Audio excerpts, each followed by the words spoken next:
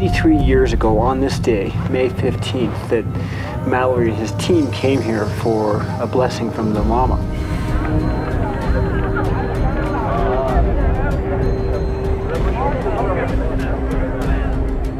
The head llama welcomed the strange white climbers, but it was an ominous encounter.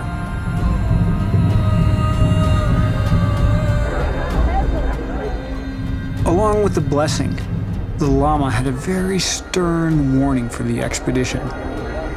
He spoke of disaster to come, prophesying that the mountain's demons would delight in forcing the climbers off Everest. The monks had even created an illustration, a very gruesome one, of the gods disemboweling a Western man and pitching him into hell. It must have been a terrifying moment for Mallory. He was not a superstitious man, but I think it would have been hard to be in that landscape at that time on the third expedition and not feel the atmosphere to be saturated with signs and portents and hints and forebodings.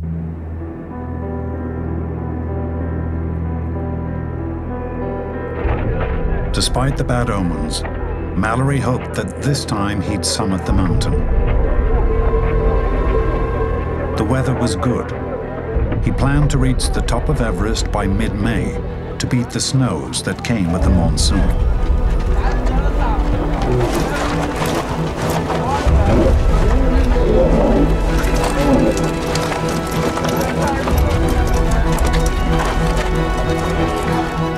On May the 2nd, 1924, the giant convoy of climbers and porters made its way out of base camp.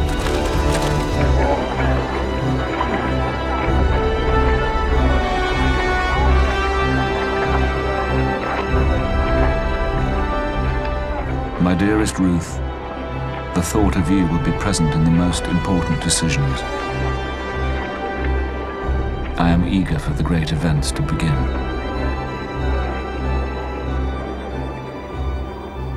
Mallory realized that the way to attack Everest was a series of camps, almost militaristic in style.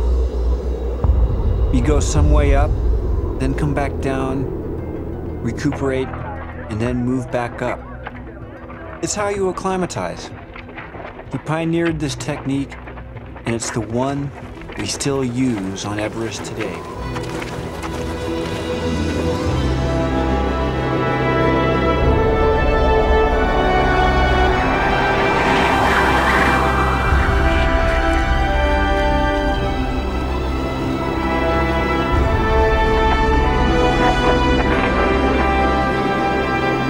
Conrad and Leo follow Mallory's route through a forest of ice pinnacles, up to Camp 3.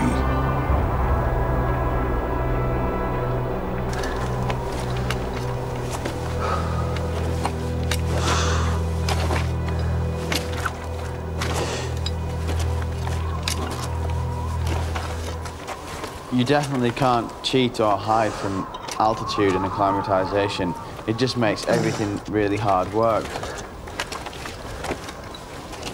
This is it, Leo. Finally. Camp 3 for 1924.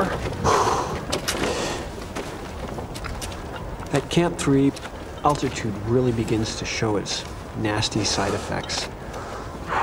With each breath, you're getting fewer molecules of oxygen in.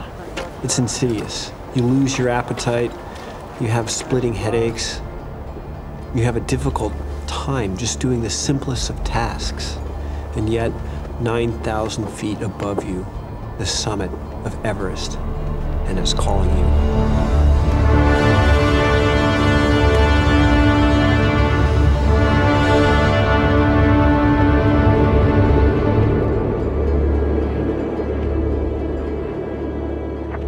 Somewhere above their Camp 2, Mallory and Irvin experienced their first bout of bad weather.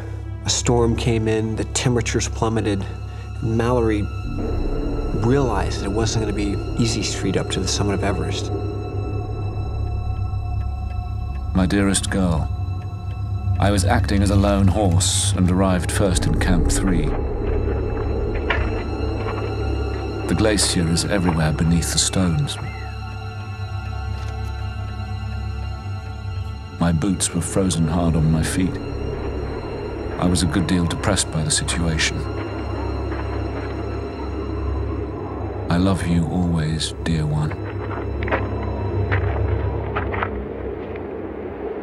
Should we try it on? Yeah, I'm pretty keen to see how this stuff works. All right, It works check pretty this well. out. I can imagine climbing up with these things. It's something else. So I've got every layer on here. Mallory and Irvine had 7 layers on when they went for the summit in 24. But the big difference is here in the footwear. I'll tell you, the rest of this outfit seems pretty good, but compared to the boots that we wear these days, these things look decidedly, you know, inappropriate.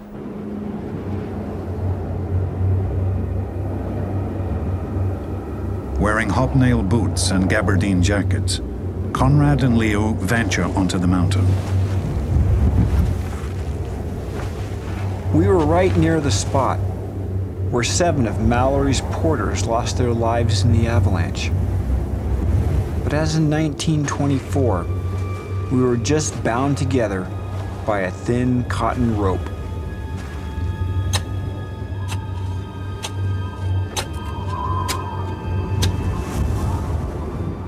Using Mallory's technique, Conrad cuts steps into the steep ice slope. This is real mountain terrain, and if you lose your footing, you'll fall down 1,000 feet to the base of it.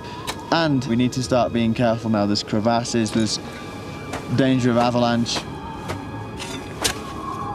When you stand on the edge of a crevasse, you just see this slot disappearing down into the glacier, hundreds of feet deep. But the dangerous ones are the ones that you can't see.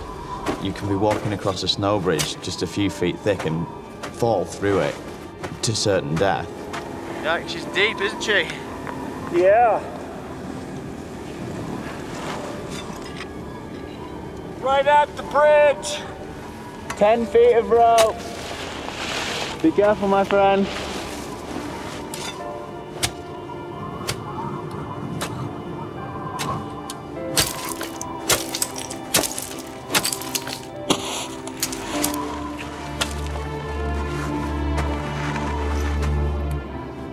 It's phenomenal that they were able to get to 28,000 feet in what I would basically call clothing you'd walk through the forest. Oh, good job, Leo. No. Good job, Conrad. Oi! Oh, I'm knackered.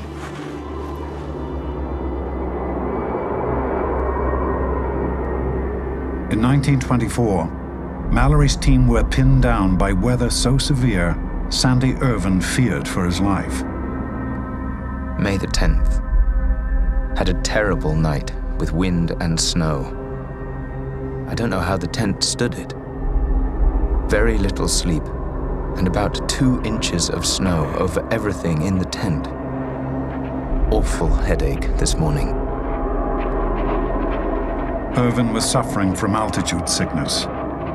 His role as Mallory's climbing partner was now in doubt. The harsh conditions forced the entire team back down to base camp.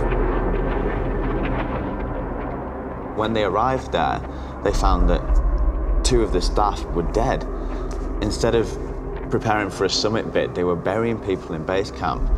It must have been quite strange for Irvin to come to terms with that. One of our NCOs suddenly got paralysis, probably due to a clot on the brain from frostbitten fingers. Poor fellow died within half a mile of base camp. Meanwhile, Mallory planned another dangerous summit bid. But he allowed no sign of the team's suffering to show in a letter to his eldest daughter, Claire. My darling, there is not so much wind today, so it is nice and warm.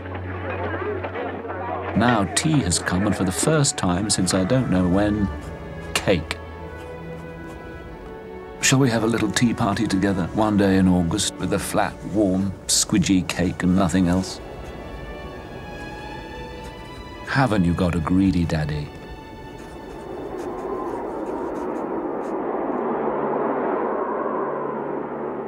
It was already mid-May, and soon the snows would come.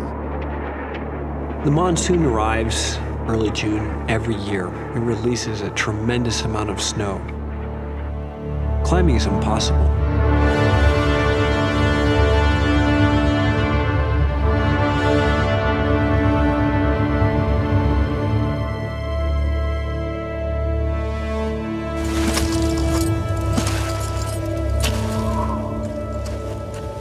We had the same challenge as Mallory in 1924.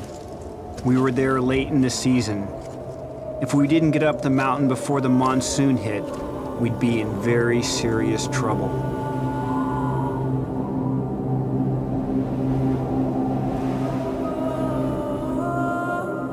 Over 22,000 feet up, Conrad and Leo start the ascent of Everest itself.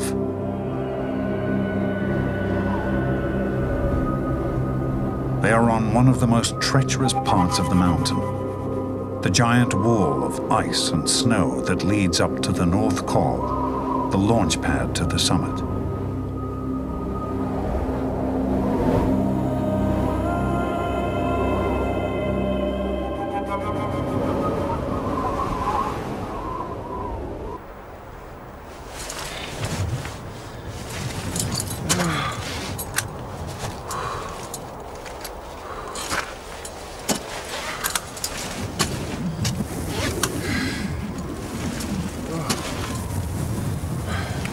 Despite all the modern equipment, the altitude hits Leo hard. You know, this is the first time I've ever been to this altitude, and you just move so desperately slowly. It's unreal. You know, you just can't believe. Like, you take 2 steps and you're completely out of breath, and I'm sure it's only going to get worse as we get up.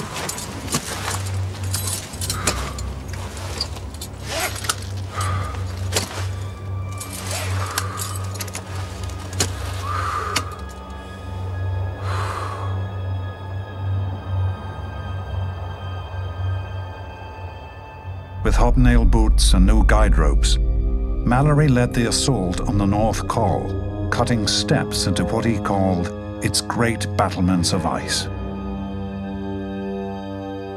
The North Col was a triumph. I enjoyed the conquest of the ice wall and making the steps. Afterwards, I was practically bussed to the world. Looking back down the valley, he was already higher than the greatest peaks in Europe or America. But the summit was still 6,000 feet above.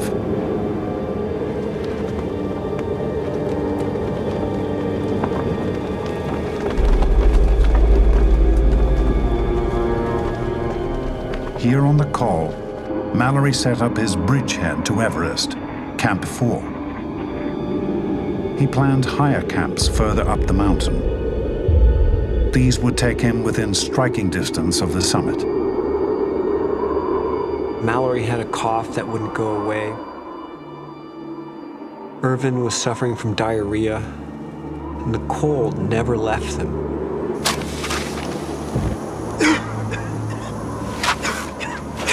My dearest Ruth, I couldn't sleep, distressed with bursts of coughing fit to tear one's guts.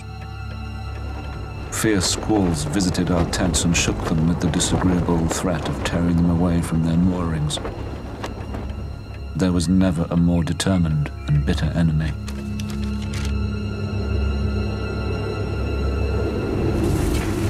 "23,000 feet up, Conrad and Leo test out Mallory's gear one last time. Suddenly, temperatures plummet to 20 below freezing. They're in severe danger of frostbite.